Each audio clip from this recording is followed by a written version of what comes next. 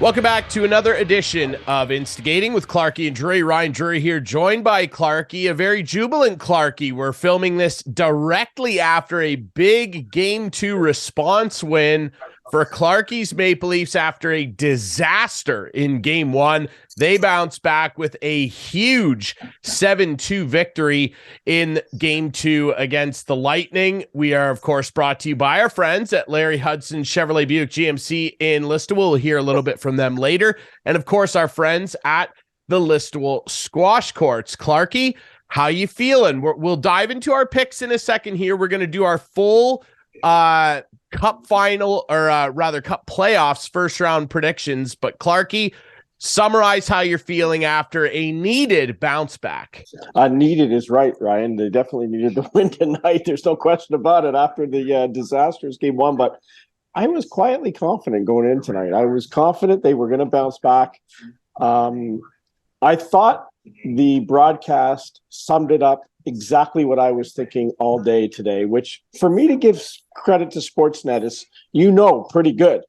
But they related the Leafs to John Rahm's 4-putt on the first hole of the Masters and coming back and winning. That's what the Leafs are going to do. They 4-putted Game 1. They'll be fine. I think they might have 7 or 8 putted Game 1. Doesn't matter. Yes, whatever it is, it doesn't matter. We're good. Yeah, we'll dig into that heftily. First, we'll do a full kind of breakdown because this is our first, show since the playoffs started. Obviously, we got to talk quite a bit about Game 1, Michael Bunting, all of it. We'll touch on that. The latter half of this show, we'll talk a lot about Game 2, which was a really big boost heading into Tampa Bay on Saturday for Game 3. But first, we should reveal our picks. Now, but before anybody says, hey, they're making picks 3 days in. No. We sent these to producer Adam Monday morning. So the first night of the playoffs, we sent our picks in for all 8 of the series. Clarkey, I'll let you go first. Why don't you run down your picks, go east and then go west? Tell us what your thoughts were. We have a graphic, I hope, because I might not remember. We do have a graphic. Okay, so first of all, I'm going to leave the Leafs to last, but here we go. Okay, so they're all on there. Boston, I say in 5. Now, Florida won the first game, of course. They won the second game. Sorry, the second game. I just kind of see I can't see Boston losing. I just, as much as I would love to see it happen, and yes, they showed a little adversity in Game 2, I can't see it happen. I picked them in 5. The Canes and the Islanders, I thought this, after 2 games, would have been tied. And I see the Canes winning. I thought it would go 7, but the Canes up 2-0 already. So that's good news. The Devils and Rangers. I really thought the Devils would show some more fight. They lost Game 1, and they are losing, I believe, Game 2, or they've lost it. It's 5-1 right now with 5 minutes to go. So they'll be down 2-0. They could win the next 4, but they're in trouble. The Rangers are a good team. I just thought the Devils would outplay them. I didn't think Shesterkin had come into the playoffs playing that well, but you know what? The Rangers are tough. A big tough team in the playoffs, and they're showing it now. As you can see, the Maple Leafs, I firmly still believe they are going to win the next 3 games, and they will win this series in 5. I think they're the better team. They laid an egg. There's no question in Game 1, but they're the better team. Tampa's gone through some injuries now. Vasilevsky is proving that he doesn't listen to his coach, and he will do whatever he wants. John Cooper as he should. Control. Well, no, the coach is the coach, and the coach should be able to tell a player to sit on the bench. That's the way it works in hockey. Anyway, we'll get to that later. And then on the west side, producer Adam might be panicking a little here because his Colorado Avalanche lost the first game and are losing the second game. I still think Colorado will win. Stars in 5 as well. That's a toss-up. I know I said in 5 games, and I still think that might happen. The Jets looked good in Game 1, didn't they? Beating the Golden Knights. It's coming down to goaltending, and if Hellebuck can play, drawing a blank, who's the Vegas goalie again? Larry Brossoit. Yeah. If he can play him, they have a chance, right? Yeah. And the Oilers and Kings, as much as I would love to see the Kings win this series, I really would. I think the Oilers will win in 6. So, as you can see, and it doesn't happen very often, Ryan, I've picked every favorite in every series. Yes, you have. Yeah, there you go. I've not picked an upset. But we Clarkey's know there picks. always are some. There's always some upsets. So we'll see. There are. Absolutely, I agree. All right. Well, we'll shift over to my picks. Obviously, I differ from you a little bit. Let's just run through it. I'll just run down in order of what I had in my text to producer Adam. I still like the Islanders in 7. And I like them even more now with Sorokin in net. I just think he is the best goaltender available in that series to either team. And now, no Svechnikov, and now the Canes are without Toivo Teravainen, broken mitt. He's going to be out probably the rest of the year. Rod the Bod did not sound very confident that he'd come back. So I'm sticking with the Isles. That's a plucky team. So we both went good 7 veteran on this players. Yeah, I like the Isles in 7. I have the Bruins in 5 as well. They get a little hiccup there in game 2. Yeah. It got away from them. I still love the Bruins. They're too good. Rangers in 6. That might be a sweep. Like, the Devils don't even look remotely involved. Like, the Devils, man, that's tough. But you know what? Young team, first year back in the playoffs, almost sort of playing with house money a little bit. Could be a big learning experience, and they're going to learn a little bit on that measuring stick. That is that tough Rangers team. And I have Leafs in 6. I'm confident as well. They've ruined my playoff bracket the last 3 years because I picked them for some stupid reason. But this year, I'm confident, and we'll dig into why. You'll have to ignore some of you my rant about what I thought of game 1, but I still believe they are the better team. I really do. I think they're going to win in 6. Stars in 5 as well. I like Dallas a lot. I actually was saying to somebody today, they're sneaky. I think that they could go to the Cup final again. I really do. I hope Joe Pavelski's okay. That Matt Dumba hit on Pavelski was as grease bag a hit as I've ever seen. What do you think, though? No penalty. Not even a penalty. No penalty. That was a grease bag hit on a veteran, well-liked guy. Not that factors in, but it's just a grease bag hit. It was a 5-minute major. That was a 5-minute major direct to the head, and it should have been a suspension. Oilers in 6. We can't get distracted here. We're talking about the Leafs. I can't get into everybody else's suspensions or non-suspensions. I like the Oilers in 6. Too much firepower. LA, good core of veteran guys there that have won before, but a younger team. When you look at the bulk of their lineup, they got some injury concerns as well. And I'm not betting against McJesus. I just will not do it. Jets in 7. I think the Knights will have a pushback. They have a deeper blue line, in my opinion, but I think that Hellebuck is just the X factor there. He will push them over. And I still like the Avs in 6. Although you feel for them a little bit. Not that you got to feel too bad for the Avs. They did win the Stanley Cup last year, but no Gabe Landeskog. And man, the future of his career is really in jeopardy now. 2 major knee surgeries. The recovery from the first one didn't go well. Now he's got to have a second one. He's 30, a lot of miles on that body. Like, I love Gabe. Hey, Gabe's a babe, and he's a big fan favorite in this house, of course. My girlfriend, big Kitchener Rangers fan. Gabe, Kitchener Rangers captain. How'd they do tonight, by the way? Not good. Kitchener Rangers are done. London is going to play Sarnia in the Western Conference Final. Sarnia Sting, first ever appearance in a Western Conference Final. Congrats, Sarnia. Now, there's my picks. I still like the Avs, despite all that. They're so good. Seattle, though, man, they're cooking. They're proving a lot of doubters wrong. They're a very streaky team too. They get hot. Look out. And they are streaky. That Matty Beniers kid is going to be a force for years to come. I love Vince Dunn back there, man. Like they're doing. My old pal Philly Grubauer, Stanley Cup champion. Hello, rocking and rolling. There's our picks. All right. We should take a quick break, and when we come back, we will discuss first. We'll go negative first. Okay, that's fine. We have to. Yep, for sure. Game Let's go in order. We will discuss a lot of talking points. Game 1, Leafs breakdown. Right now. They're up. Oh, 2-0 Kraken. How about that? Coming right out of the sea. How about that? Starbucks, look out. Space Needle coming for you. Producer Adam, hold on to your socks here. You'll be all right. You want a Stanley Cup. Don't worry about it. We'll take a break. Game 1 breakdown of Leafs Lightning coming up next.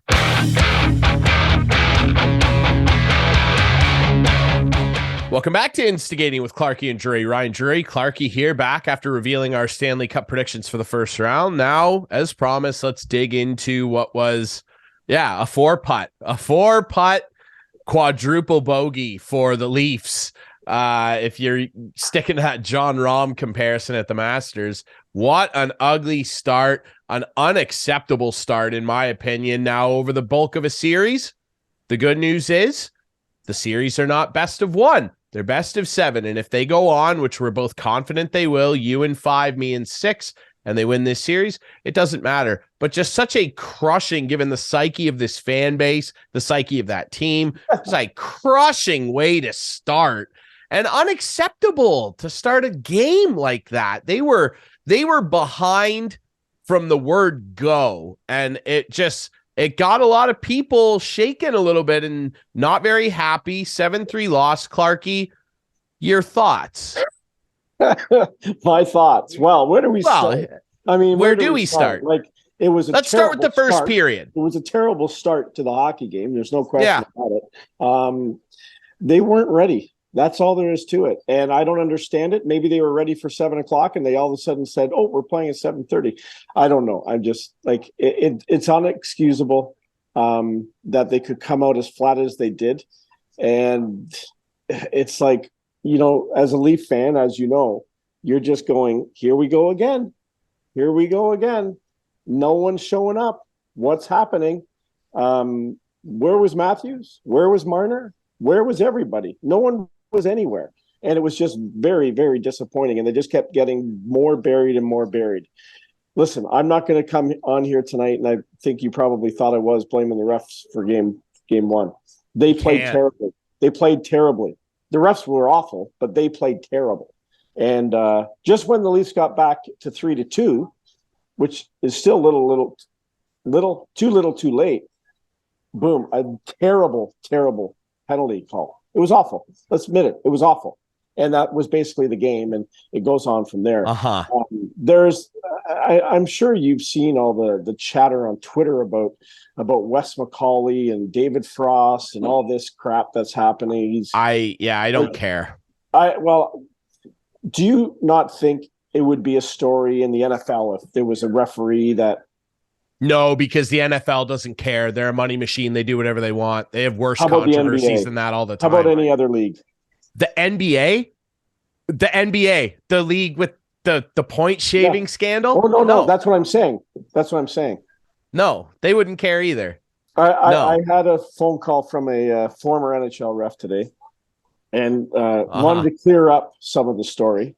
Just said that there's no best friends between Wes McCauley and David Frost. And if you don't know the narrative, story, if our listeners or watchers don't know what I'm talking about, just Google Wes McCauley, David Frost, and Sheldon. I'll break it down for you very simply. They're brother-in-laws. Right. Wes McCauley and David Frost. David Frost is the infamous sports agent that was involved in the Mike Danton incident. Mike Danton went to prison for plotting to kill his former agent, David Frost, who also went to court where Sheldon Keefe testified against him for abuse of minors when he was involved in coaching and as an agent, and Keefe testified against him. So this narrative emerged where him and Wes McCauley, David Frost that is, are best buds because they're brother-in-laws, and that's not true. And I actually had a number of people within the game that I reached out to just asking, hey, do you have a beat on this? Are you aware of this? And they all told me the same thing.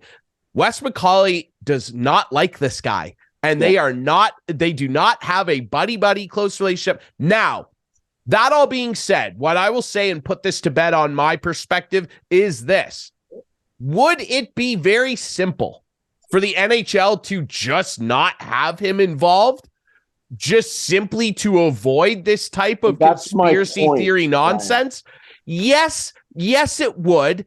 Yes, but also, Wes McCauley, whether you want to acknowledge it or not, maybe unfortunately for Leaf fans, he is one of the best officials in the league. And I'll say this too. Here's the other running narrative. People get that going, and then they start going this. The Leafs are 0-8 in playoff games all time when Wes McCauley refs the game. Well, first of all, the first 4 of those 8, now I'm starting to get angry. The first, because the excuse making is nonsense. I'm not saying it was an excuse. A lot of the fan base was. This is before you go on anymore, my point in this whole thing was, I felt it was sort of a screw you, Leafs. We're going to put this guy in game 1, who also made the terrible calls in game 7, the same guy who we were pissed off about in game 7 last year. That was We're going to start him. No, he was in game 7 last year. Leafs. No, Furlat was. No, Furlat was the one that made. No, Furlat was the one that made the call on Hall. Google it right now. He was the guy in game 7. Dude, they tweeted about it tonight. Sportsnet and Scouting the Refs. Must be true. Eric Furlat was the one that made the Hall pick interference call on the non-Tavares goal. Yeah. It was Furlat who treated the Leafs very well tonight. So tonight, look, yeah, Eric Furlat was reffing the game tonight. So yes. So did you see all the slashing that was going on tonight? Let's talk about tonight later. But the referee was not going to again tonight, so whatever. And again, here's my point. And I was on our friend Dwayne from Buffalo, Dwayne Steinell, his show 2 Goalies 1 Mic on Wednesday night. And they, of course, brought this up because Buffalo, they love to goof on the Leafs. Yeah. Here's what it is. And again, keep in mind, Leaf fans, and this is more directed at certain segments of the fan base, because if you go on there and watch my appearance on 2 Goalies 1 Mic, you will see that I actually support the Leaf fan base. At the end of it, I'm like, look, because one of his co-hosts says, well, the Leafs fans are the most entitled fans in sports. And then I step in actually after all my ranting and defend them and go, you know what? They're a great fan base. You have to be to put up with all this pain. Now, having said all that, let me point some criticism towards you too. And again, this is only toward a segment of people that want to just do the refs hate us conspiracy theory as an excuse for the futility that we've seen up to this point. 0-10 in clinching games where the Leafs could have clinched a series with this core group. 0-10. The refs do not do that. The refs do not do that. The Wes McCauley thing. Oh, we're 0-8 when Wes McCauley refs games. In 4 of the games, the Leafs had more power plays than the other team. In 3 of the other games, that doesn't matter. The power. No, I know, but it doesn't matter. But it matters it's to the these timing fans. of the penalties, Ryan. It doesn't matter. Losers mentality. Losers mentality. Dude, you can't tell me. Hold on. You can't tell me that you're never on Twitter talking about how bad the refereeing is against the Washington Capitals. So absolutely. Don't go there, okay? Absolutely. I will go there because you know what the Washington Capitals did? They had brutal calls. Yes, they had brutal calls and they still won. Yeah. Just like every other Stanley Cup champion. Same with tonight. There was some brutal calls tonight and the Leafs still won. That's what they're going to do the rest of the way. So we're done. Every single referee discussion's over. It's over. Let's move on. Because Wes McCauley, they were 5-0-1 in the regular season with him. This is my point to some of these fans that are going, oh, the refs hate us, the refs hate us. This gets you nowhere. Acknowledge the shortcomings. Every Stanley Cup champion that ever won, the 70s Canadiens, the 80s Islanders, Gretzky, all of them had brutal calls. Yes, they did. Called against them. And you know I'm not disputing that. I'm not disputing that. They persevered and won. The Leafs had terrible calls in game 1. They came back and won tonight despite terrible calls as well. It's good. It's good. That's what I'm saying. It's fine. I also said that I agree that the refereeing is brutal almost every night. You can pick out so many things and say it's brutal. Yeah. Win the game because the meat of the game is played at 5-on-5. Right. I know you agree. Some people need to hear this. The meat of the game is played at 5-on-5. I was the worst for it. Do I still complain about refs? And will I continue to? Yes, I will. But at the end of the day, when you step back and assess failure, It is because your team could not get it done. Like, I think back and I'm embarrassed for all the years when I was a teenager watching the Caps fail. Montreal, 8 seed, knocking off our President's Trophy team. We got shellacked. Brutal. Pittsburgh, constantly Pittsburgh. Sitting there at the front of conspiracy theory street. Me, the NHL hates Ovechkin. They can't have a Russian guy captain a Stanley Cup champion. Every guy, yeah, every I know, fan thinks the same thing. But you know what? You're wrong. You are wrong. In what Your sense? team will have adversity and have to put up with brutal calls, injuries, bad plays, Absolutely. bad bounces. Absolutely. It's not because the ref hates you. I started this conversation by saying the Leafs did I know not you. lose. The Leafs did not lose because of the refereeing. I know. Horse bleep. Now I'll address the game one thing too, because the hot topic in game one was, well, the Leafs make it 3-2, by the way, on 2 power plays. They make it 3-2. I said this in my rant on Dwayne's show too. That call on Camp, brutal call. I didn't think it was a slash. I thought that was a brutal call. Just took the wind. Kill it. Kill it. Kill it. Kill it. Yeah. But here's my problem. Now, beyond the reffing, okay, we get past the reffing. Here's my point. Don't let Corey Perry run your show a minute 15 into the game. Don't let... Hey, hold on right there. I said when it happened. I said... What, the Justin Hall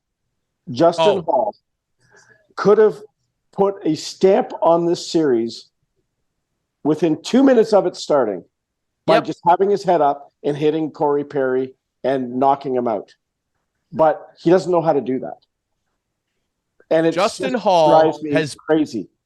Justin Hall has been on the ice for 7 of Tampa's goals in this series, including 6 in game 1. I was appalled that he started game 2. Mm-hmm. Appalled. Not only started. He was on the ice to start the game. He is the worst regular starting defenseman, or in the very least, the easiest to play against regular top 6 defenseman in the National Hockey League. And here's the deal. After a game like that, and you don't put Liljegren in his spot, I don't think he's ever going to come out. What does that say to other guys? Why did Kyle Dubas go and get these not now 9 defensemen? Yeah, I know. Anyway, 6 goals against, couldn't Sorry get to interrupt you, but that happened. I agree. I said to Harry, who's sitting right beside me here, Harry, I agree. He had a chance to put a stamp on the series early. Yes.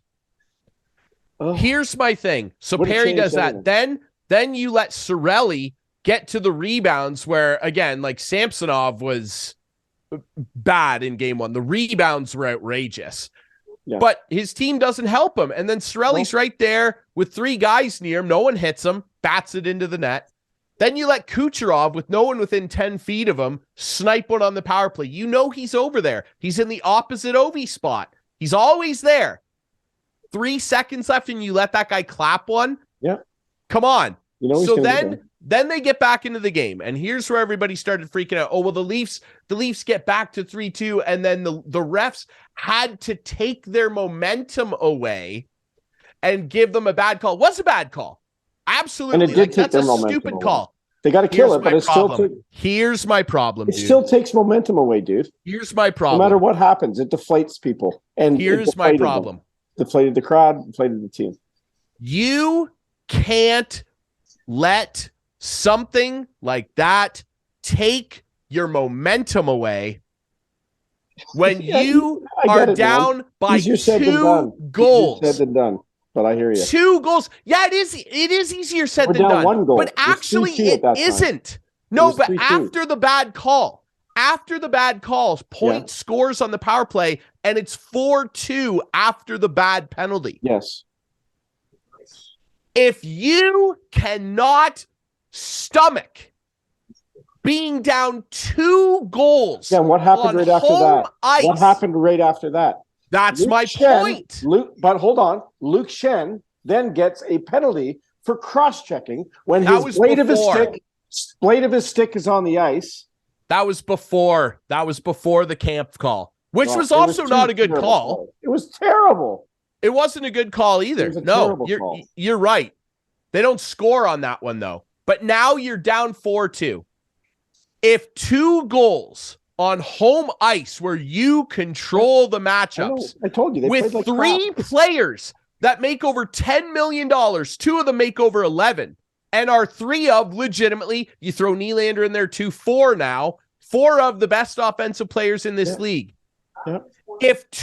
I said this on the show last night I was on, if a 2-goal deficit on home ice means your momentum is gone, pack up your franchise, shut the arena down, get the wrecking balls. Yeah. Do you think that Gretzky, Rocket Richard, Gordie Howe, all the great Montreal players, Islanders, Clark Gillies, Crosby, Ovechkin, how about the great whoever. Tampa teams? The great Tampa teams. Yeah, I got something to say there. Who did it tonight? They were down and they just folded up too. So it happens. No. My point is, do you not think all those guys that won weren't down 2 goals, sometimes more in the 80s, and came back and won? Sure. If being down 2 goals takes all your momentum away, by the way, with 6.5 minutes left in the second period, pack it up now. I don't know if you understand what momentum is. Momentum is a team is I understand perfectly what it is. If you can't get it back, away, you have to get it back. You can still get it taken away. That's what I mean. You have to get it back. If you are so soft mentally that you can't get it back with all those high-paid guys and this very talented team, which, by the way, again, I want to reiterate because it sounds like I'm dumping on them, that I think they'll win this series. If you can't get momentum back, down 2, over, you are done. No, now, they played really well in game 2, but Tampa's done. Look at Tampa. I'm glad you brought them up. Look at the core of this team. Stamkos, Kucherov, Vasilevsky, all those guys. Look at all the things that they've had to deal with over the years. 2015, they make the Cup final. They lose to Chicago.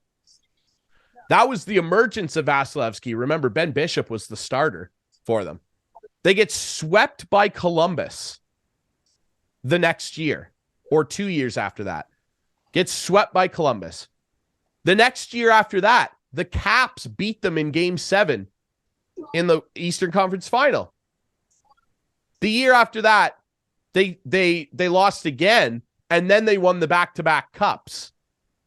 Plenty of adversity along the way. By the way, that first cup that Tampa won, Steven Stamkos played 4.5 minutes the entire cup run. Yeah, he was hurt. They played without their captain and one of the best goal scorers in the world. Yeah. And you know what? I get it. Along the way, they had brutal calls called against them. Yeah, I know. And this is my point. Enough. Find a way. Every team gets hosed. Yeah. They win. Figure it out.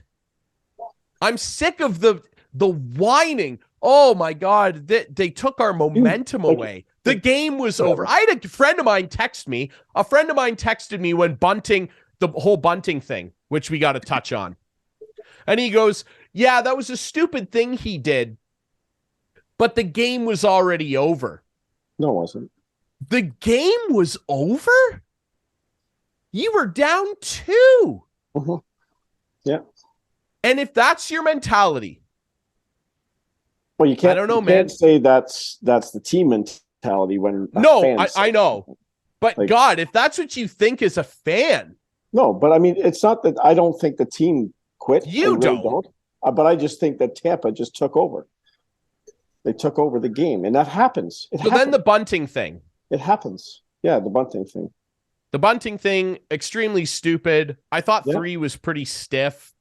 2 felt a little better to me.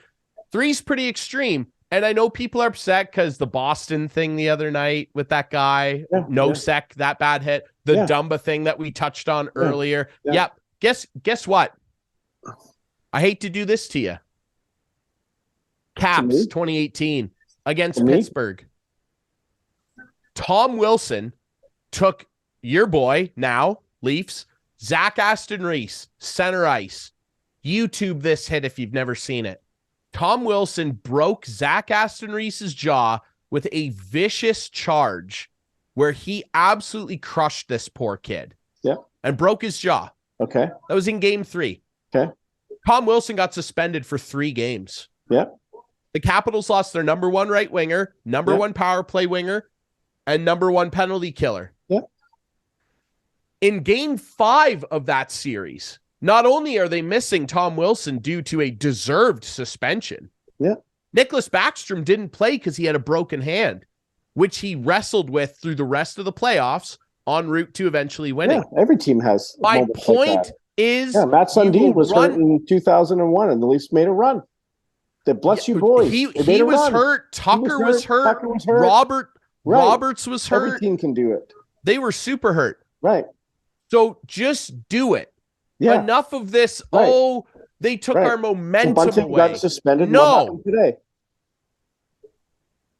What do you mean? Bunting Like was out. And how did the in Leafs terms react? of the game? No. Yeah, the game. No, tonight, game 2. Bunting suspended, and how did the Leafs react tonight? The game went. They played extremely well. Pretty good. Now I'll wrap it up. I don't have anything else to say about game 1. It was a disaster. let me just talk about Bunting for a minute. Please. I don't think he's been playing well. I don't think he's been that good. He hasn't.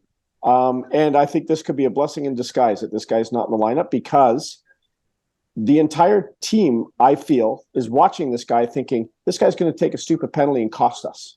And he has been. And he did. You know what? I'm very curious to see what happens if the Leafs win the next couple of games. What happens in game 5 when he returns? It'd be interesting to see. Like, I'm not saying they're going to sit him, but I wonder what line he'll be on. Well, be interesting. You never know. I don't know that you can put him back up. I don't think he could. Nyes was really good. Played hard, solid minutes, and just didn't do anything fancy, but just did his job. Yeah. Went out there, made hard plays on the puck, won some puck drives battles. To the net. Like, he could have had like a great. Didn't slash 80 guys after the whistle. Didn't cry to the refs when he got touched by a knuckle. Anyway, let's. We're gonna. Are we going to break and then get into tonight? Are we done with game 1? Are you done with game 1? Yeah, I think so. Because I am. I really don't have anything else to say. I thought of you the whole time with Samsonov. He didn't play a good game. Bounce back. That's what I needed. You thought of me. Yeah, I did. Well, because you've been telling me. I don't care. I want the kid to do well. You told me he was going to do this, and he did it. But he bounced back tonight. But he was also protected a lot. Let's talk about tonight after a break. Yes, I have nothing else to say. Disaster to elation. We'll take a break and break down game 2. Much better, much more fun for Mr. Clark and Leafs Nation right after this.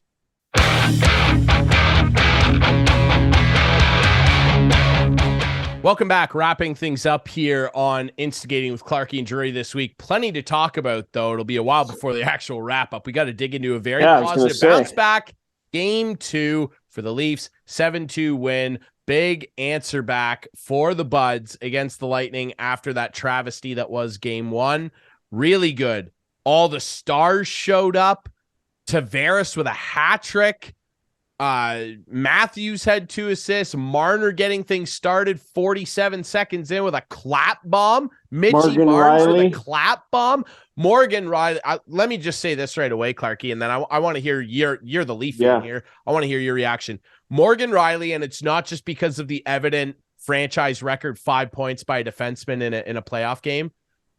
It's a combo of that and everything else. Morgan Riley played the very best game of hockey of his entire life tonight. His life. Don't disagree.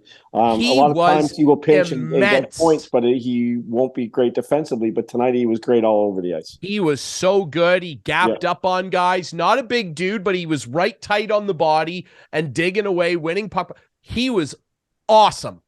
Can I say something else? So good. Yes. I hope we can forever put to bed the quietness of the Leafs arena. It's not like that anymore. It really isn't.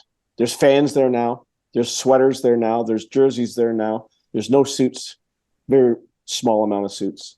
There's some suits, but I understand. I think the Jays they brought it in 2016 with all what happened with the beer flying out of the stands and the rowdiness of the crowd. The Leaf fans have brought it, as you just said. They brought it. When's the last time you saw a linesman in the penalty box trying to control the Leaf fans behind the box? And I'm like, I would love to know what they did. Patty Maroon in there laughing, being down 6-2. Go ahead, laugh. Go ahead. I want to know what they did. Well, Maroon, that's all head games, and Perry was in there at the time. They obviously kicked him out. I thought the officials handled the end of the game extremely well. Like, just start tossing guys. Except Kucherov, like twice goes by and slashes Sammy way after a whistle. If it was bunting, I know he would have got a penalty, but he didn't. Kucherov's sneaky, dirty like that sometimes. He turned his blade over too, right? He didn't just slide. He turned the blade over and poked him. He's a gamer, man. That's all part of the head games of it. And Kucherov's a big dog. He's one of the greatest playoff performers of all time. Most goals that Vasilevsky's ever allowed in a playoff game. So go ahead, stay in there. Go ahead. Yeah. Well, and again, Vasilevsky, one of the greatest goalies of all time. No question. But that's fine. Yeah. But at the end of the day, the Leafs pummeled them. They got to it early and often had a complete opposite performance. They didn't even play. They didn't look like the same team. It was incredible. They didn't. It is incredible. I agree. It is incredible. And Mitch Marner deserves a lot of credit. And I didn't. Mitch Marner was. You never thought. I thought he had his best game. The way he stepped up on that play to draw the penalty, and then kept his feet moving. Yeah, kept his feet moving, steals the puck, gets a penalty called against him, and then takes a slap shot from the blue line. I think the word must have been, let's just shoot the puck more tonight, boys. Let's just shoot the puck. Well, because Tampa was doing that in game one, right? They were just shooting, getting rebounds and whatever, hammering away. How often have we said about that guy who, he doesn't have an elite shot, but can score and pick. Gretzky didn't have an elite shot. That was a bad goal for Vasilevsky. There was a bad goal. No screen. Along bad the goal. It was a terrible goal. But consider this, right? Gretzky, unfair. Ask goalies back then. Who was that goalie that said? I think it was Fuhr. In practicing with him, that said, "I could have stopped his wrist shot with my bare hand. It was a muffin, well placed." And Marner can do that. Not a hard elite shot, but can pick corners. And when you have that guy willing to shoot, it becomes a new type of threat on that power play that every year where they've lost and had these failures, their power play has tumbled compared to their regular season numbers. And I was like, yes, Mitch, that's awesome. If people are all of a sudden going, geez, you see Marner clap that 47 seconds in? What the hell was that? All of a sudden, now if he's in a similar spot and lifts his stick a couple inches off the ground, people are going to wonder, is this guy going to clap one? Or is it going to all of a sudden open up a little lane to Matthews' back door, to Tavares at the far post? That, I like it. Let's go. I like Mitch Marner a lot, man. I really do. He's just he's got it, and it looks like he's finally proving he can. How many? He looked like he had fun tonight, Clarkey. Hasn't he gone 20-something playoff games without a goal, or did he finally score? I think he broke that streak last year. Okay, he broke that streak last tonight, year. And it's they need this guy. They need him.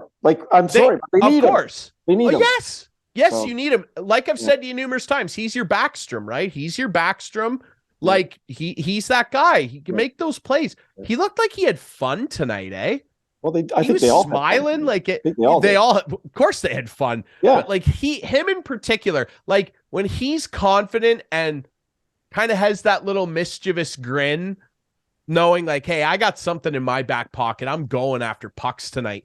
It's just such a world of difference. He can drive that team. Yeah, they all had a lot of jump. They had Tavares was great. Willie had jump tonight. I didn't think Matthews played particularly great tonight.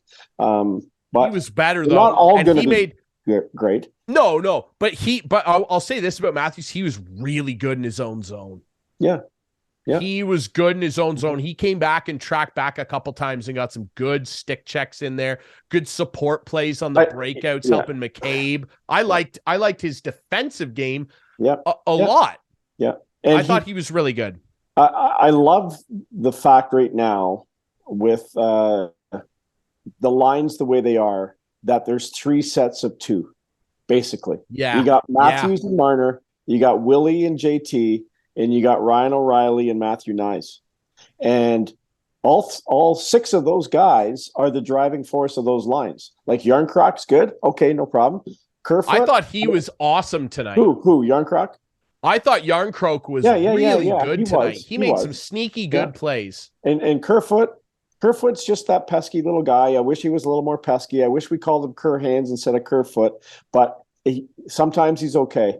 And then you got Achari on that line with O'Reilly and Nyes. And Achari, that was a huge pickup. Getting both those guys. People, man. I know, and they need that. They need that. And he's so that line, their board play is outstanding. All 3 of those guys' board play is spectacular. And and then you throw a 4th line out there, Kampf, Aston Reese, and Lafferty. It's a pretty good 12 guys. So Aston Reese scores tonight. Yeah, exactly. Camp really good in the dot again. Yeah. And you're right with that Achari thing that you mentioned. Like, look, the playoffs are a war on the boards. The war is won on the boards. Yes. And they need that. And it's amazing the switch of outcomes for this team when the big dogs do it too. Because we can say, oh, nice offensive production, cool slap shot, Mitch. They were getting involved on the boards. And I've said it, everyone said it 100 times. Every analyst of ever, O-Dog, Bieksa, all of them. We don't need John Tavares to turn into Eric Lindros. We don't need Austin Matthews to be Eric Lindros. Yes. But if you are going to do what Crosby, Ovi, Kopitar, all these guys have done to win, Stamkos, Kucherov, you have to have your star players be willing to engage physically and put themselves in harm's way to win battles. No question. The totally little agree. Board battles add up. Absolutely. And they didn't do it at all in game 1. They were on the perimeter the entire time. They weren't ready to play. But Andrei Vasilevsky in game 1 didn't have a Leafs blue sweater in his crease after a shot within 5 feet of him. No. Tonight, so many people in his kitchen. Yeah. Guys were willing to do it. And you know Justin Hall, for as bad as he is, he blocked 4 shots tonight. He did. And a couple on the power play on one-timers. I know. Early. Stamkos, I remember one in particular. But I thought there was a potential momentum-changing play in this game. Leafs are winning 3-0. The second period starts, and Tampa Bay is getting a little thing going. They're pushing. And then all of a sudden, the Leafs started pushing. And my friends who are watching here, John Haggerty and Harry, they were like, they're in trouble. They can't score. Vasilevsky's doing what he always does. I said, listen, guys, here's the thing. Tampa's not going to score if the Leafs keep pushing and keep getting shots. Vasilevsky can save as many shots as he wants. Tampa's not going to score when they don't have the puck and the Leafs are in their end. And then what happens? There's a little pinch. There they go, 4-on-2, and Cole scores. It's 3-1. And now Leaf fans everywhere are going, here we go again. Here we go. This is what happens. This is what happens. The Leafs 3-0 lead, can't score. Vasilevsky shutting the door, 3-1. No. Leafs get right back at it. And all of a sudden, a few minutes later, maybe 4 minutes later, Tavares puts one in.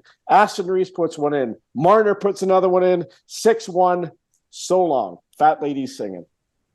That's what you got to do. And that's what I mean. Yes, I totally agree. Could have been an adversity moment. Yeah. Similar to a bad call. Right. Tonight. A guy getting kicked out of the game. A bad bounce. And instead of hanging their heads and having this perceived mentality that fan said in game one of, oh, the game's over. They took our momentum. Yeah. No, yeah. They put their pedal further through the floor. Right. But maybe Tampa fans were saying that tonight. Maybe something happened and Tampa fans said, you know what? Tampa's just coming on 3-1 right back in the game. And then boom. Let me. Hey, you know what? I don't watch Tampa fan. Twitter. I'm never on Twitter during a Leaf game because I don't want to see it. But that's good. Hey, whatever. None of their fans should be doubting those guys. They've given them plenty of reason to believe. But that all said, yes, I agree. They faced a moment where the game could have turned. Tampa was pushing. They got plenty of firepower still. And they said, no, we're going to grab it back even harder. And they did. And it was impressive.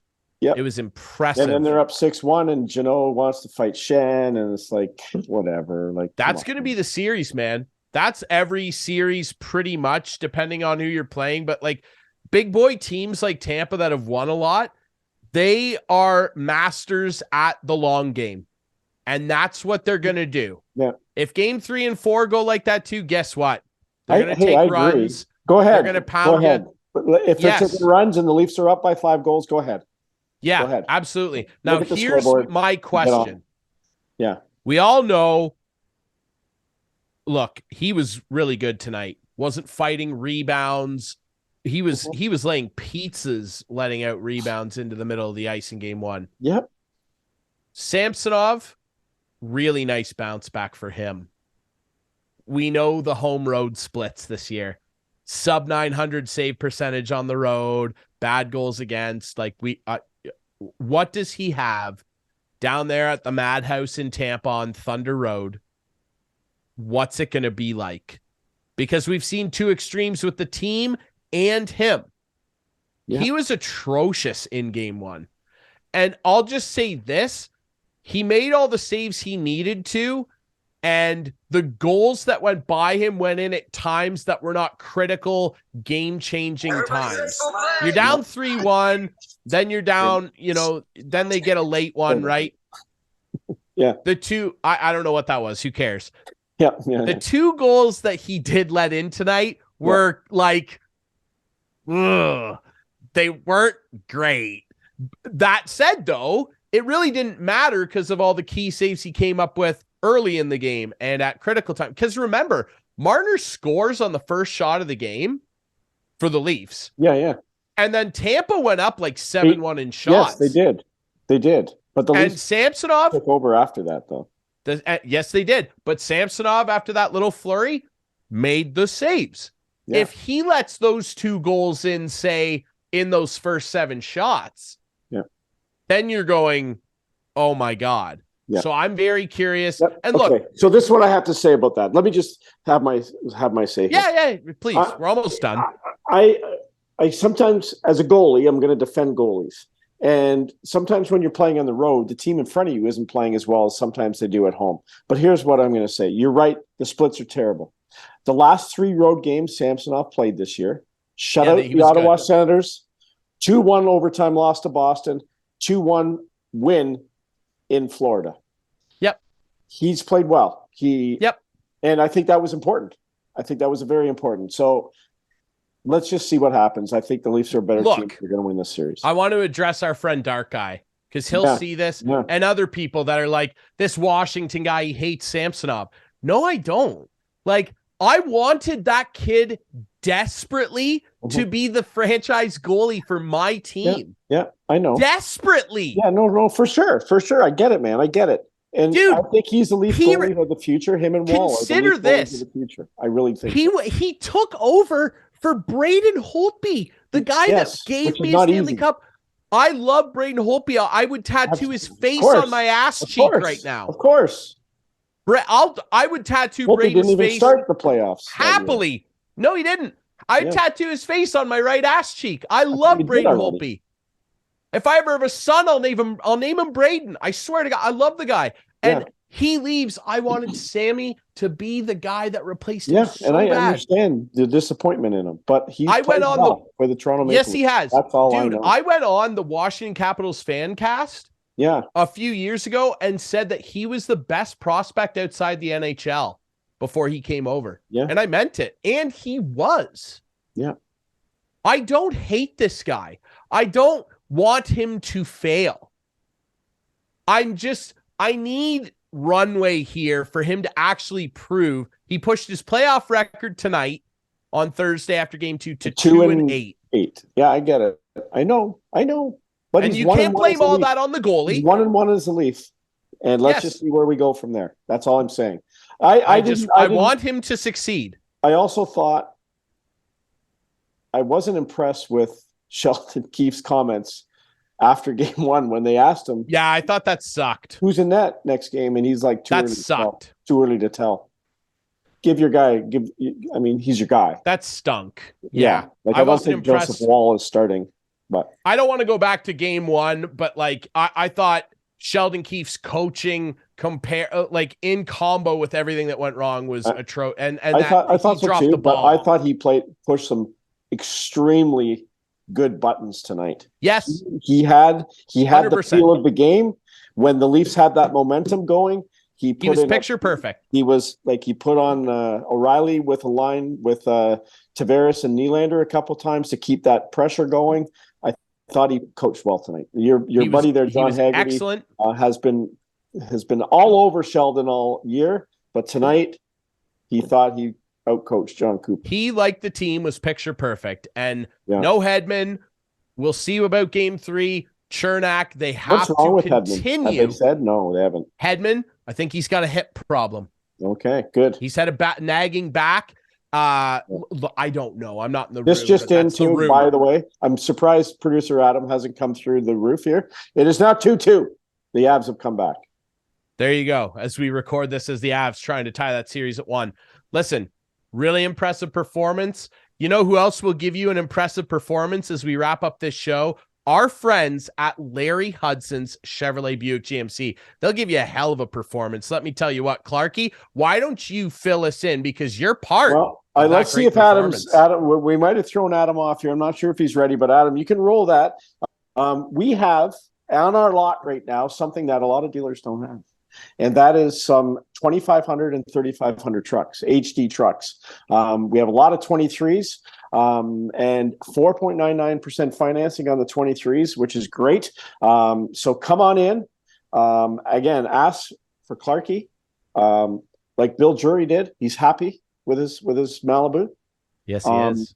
Also, we have had 24s come in already. So 24 HD trucks, 25, 3,500, 24s, redesigned dashboard, big screen in those now. They're beautiful trucks. We've had a few of those come in and they're gone pretty much right away. But there's a lot of places that are having trouble getting them. We got them. So come on down if you're looking for a heavy duty truck. Larry Hudson's. Absolutely. Larry Hudson's. Nice. You feel big in yes. This. You should come down and just take one for a drive. I'll have a gander at one, 100%. 1,000 Wallace Avenue if you'd like to get in one. And maybe and also Clarkey and the great team over there. How about that? The squash courts, Listwell squash courts, Friday night, as the show is airing, the finals are going on. We advertised that last week. Yeah, so we have 4 finals. I did not make the final, I must say. Tough one. Yeah. Hey. It's Josh against Mike in the men's final, and I'm sorry I can't remember who's in the women's final, but I will report on that next week, and maybe we'll get the finalists to come on the show next week, How about that? Depending on what's going on. But finals are tomorrow night, so it's been an exciting year at Listwell Squash Courts. Hey, we're not stopping though. This is not a seasonal sport. Squash goes on like it never stops. It's indoors year round, and we're planning some cool things in Listwell. So if you're around town, come check it out up on Rocker Road there. Yeah, let me say, beautiful indoor facility. Al, our buddy over there, Al MacArthur, he will hook you up. Very easy to get signed up as a member. If you've never played before, very easy to sign up for lessons. Al will walk you through it, let you play some games, give you some tips. Beautiful facility. If you're looking to get active and have some fun, Listwell Squash Courts, the place to do it. We appreciate our friends at Larry Hudson's Chevrolet Buick GMC and our friends at the Listwell Squash Courts for sponsoring this great show. I appreciate you, Clarkey. I appreciate your Leafs helping you out. Look at the jersey this series. Yes, sir. There's the Luke Shen. And he deserved it. Got Guess what bloodied I up had in tonight. game one? I'm never wearing it again. I had my Mitch Marner jersey on in game one. I was trying to change some momentum, but it didn't work. So that's gonna just keep hanging up in my closet. Ah, the superstitions of a fan, eh? Oh yeah, this is staying on. I even got my Leaf socks on. I used to change my hat after every loss. Yeah. You got to change something, right? The little things, man. Yeah. It's the little things, and the Leafs. John Haggerty lives in right. Southampton now. Your cousin, right, John? Yes. He was here tonight. He wasn't planning on being here tonight. He lives in Southampton now. But after game one, he's like, I got to change something. I can't sit and watch this game at home. So he has his trailer here in Harry's garage, and he's living here now until they lose another game. So he may be here for a while. Harry, I'm not sure if Harry likes that too much, but hey. I love it. I think it's great. Yeah, I love the passion. I love the passion. Like I've said to you 50,000 times, I hope they just go get you a cup, man. You guys deserve it. Leafs Nation, as hard as I was on you earlier, some of you deserve it. Enough's enough. Let's go get that cup, okay? Let's get a cup in the 6, okay? All right, everybody. You can watch this show Friday nights at 8, Sunday nights at 9 with our friends on Whiteman TV. Channel 6 for Whiteman subscribers. We debut on our YouTube channel Friday nights, 9 p.m. Follow us on social media at Instigating Pod. Like I said, we appreciate our friends at Larry Hudson's here in Listowel, in the Listowel Squash Courts. I'm Ryan Drury. That's Clarkey. Big Leafs win. Let's get another one on Saturday in Game 3. We'll be back next week to talk about it here on Instigating.